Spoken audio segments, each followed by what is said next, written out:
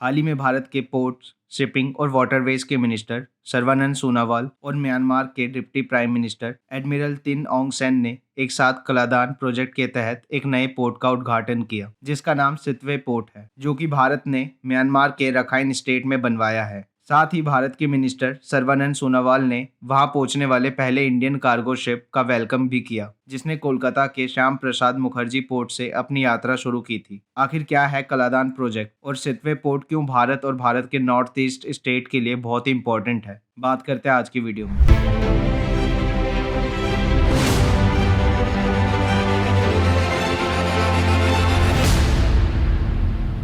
Hello and good morning to everyone. Welcome to Paul brother. Kaladan project की शुरुआत 1991 में look east policy के तहत शुरू किया गया था, जिसे भारत की करंट गवर्नमेंट ने एक्ट ईस्ट रिमॉडल पॉलिसी के रूप में अपनाया। साल 2008 में इस प्रोजेक्ट का कॉस्ट 500 करोड़ रुपए रखा गया था, लेकिन लैंड एक्विजिशन में देरी और दूसरे प्रॉब्लम के चलते इस प्रोजेक्ट को बनाने में बहुत देरी हुई और लगभग इसे बनकर तैयार होने में 2000 करोड़ रुपए के आसपास फाइनल कॉस्ट आया। इसके अलावा इस प्रोजेक्ट को मल्टी मॉडल प्रोजेक्ट का नाम दिया गया, क्योंकि इस प्रोजेक्ट में एक्सटेंसिव इंफ्रास्ट्रक्चर जैसे कि रोड, ब्रिजेस और फ्लोटिंग बैरिजेस बनाए जाने हैं। बात करें अगर कलादान प्रोजेक्ट की, तो ये एक multi modal transit transport project है, जो कोलकाता के पूर्वी भारतीय पोर्ट को म्यांमार के रखाइन स्टेट में स्थित सितवे पोर्ट को ओशन के रास्ते से जोड़ेगा, जिसके बाद सितवे पोर्ट को कलादान रिवर पर बोट रूट के माध्यम से चिन स्टेट के पलटेवा से जोड़ेगा। फिर पलटेवा से रोड के जरिए भारत के नॉर्थ ईस्ट में स्थित राज्य मिजोरम से जोड़ा जाएगा। अब इस प्रोजेक्ट का जो कॉस्ट है वो लगभग 2000 करोड़ है, जिसे भारत ने खर्च किए हैं। अब जो ये अमाउंट है ये बहुत ही बड़ा अमाउंट है, लेकिन ये इन्वेस्टमेंट आने वाले समय में भारत को अनेक तरीकों से लाभ पहुंचाएगा। इसी प्रोजेक्ट के तहत सितवे पोर्ट का निर्माण भी किया गया है, जिस वजह से जो ओशन रूट का डिस्टेंस है बिटवीन कोलकाता और म्यांमार का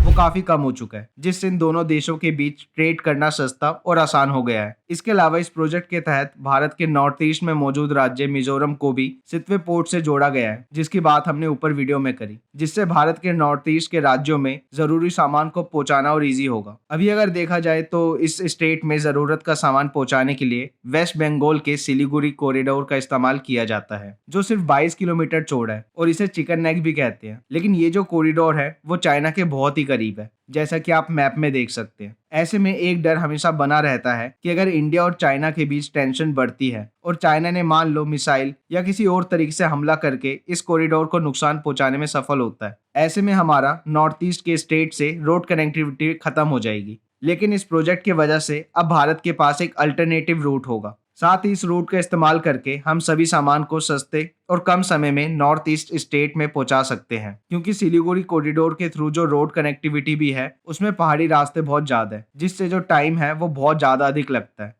साथ ही इस रूट से सामान सबसे पहले मिजोरम में भेजा जाएगा। अब अगर हमारे देश भारत का मैप देखें तो अगर सामान को सिलीगुड़ी कॉरिडोर से भेजा जाता है तो जो स्टेट सबसे ईस्ट में है, जैसे कि मिजोरम, मणिपुर, नागालैंड और इवन अरुणाचल प्रदेश, इन स्टेट तक सामान पहुंचाना ना सिर्फ बहुत टाइम टेकिंग होता है, साथ ही एक्सपेंसिव भी हो जाता है। लेकिन अब सितवे पोर्ट के रूट से जब जरूरत का सामान को मिजोरम में पहुंचाया जाएगा तो उसके साथ एकदम ईस्ट में जो स्टेट है उन तक भी सामान जल्दी से पहुंचाया जा सकेगा। अब ऐसे में एक सवाल खड़ा होता है कि भाई एयर सामान क्यों नहीं भेजा जाता, क्योंकि भारत ने इतने पैसे खर्च किए म्यांमार के इस प्रोजेक्ट में, जबकि हाल ही में आपने सुना होगा कि म्यांमार में कुछ समय पहले सेना ने तख्ता पलट कर दिया था। अब इसके पीछे दो बहुत ही बड़े रीजन है। Now see, basically by air जो ट्रेड होता है वो बहुत ही एक्सपेंसिव होता है। साथ ही एक बारी में जो सामान भेजा जा सकता है बाय एयर, उसकी क्वांटिटी भी बहुत कम होती है, जिस वजह से अगर आप पूरे इंटरनेशनल ट्रेड को देखोगे तो लगभग 90% ट्रेड थ्रू ओशन ही किया जाता है। इसके अलावा म्यांमार भारत का नेबर कंट्री है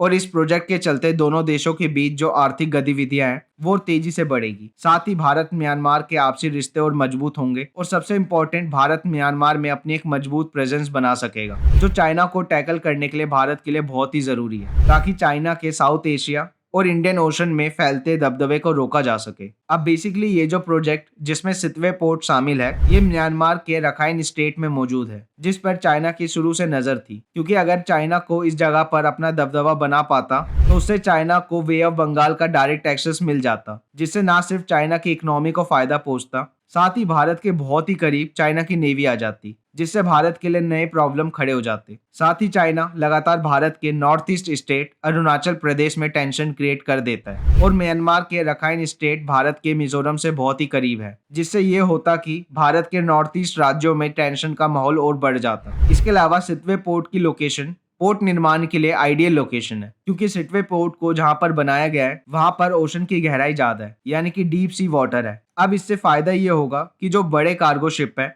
वो भी इस पोर्ट का इस्तेमाल कर सकते हैं, जिससे ट्रेड में होने वाली देरी को रोका जा सकता है। यानी कि कोलकाता के पोर्ट से छोटे साइज के कार्गो शिप सामान को लेकर सिटवे पोर्ट तक जाएंगे, जहां पर ये सारा सामान एक बड़े शिप में ट्रांसफर करके दुनिया के अलग अलग देशों में पहुंचाया जा सकेगा, जिससे भारत के लिए इंपोर्ट और एक्सपोर्ट करना इजी और सस्ता हो जाएगा। आपको क्या लगता है, क्या भारत का म्यांमार में इतना बड़ा इन्वेस्टमेंट करना सही है? मुझे कमेंट में बताओ। वीडियो को यहाँ तक देखने के लिए thank you so much. Video informative लगी हो तो वीडियो को लाइक करो और चैनल को अभी तक सब्सक्राइब नहीं किया तो चैनल को सब्सक्राइब कर लो और बेल आइकन को प्रेस कर लो, ताकि ऐसी इन्फॉर्मेटिव वीडियो की नोटिफिकेशन आपको मिल सके। मैं मिलता हूँ आपसे अगली वीडियो में। Good bye for now and have a good day to all of you.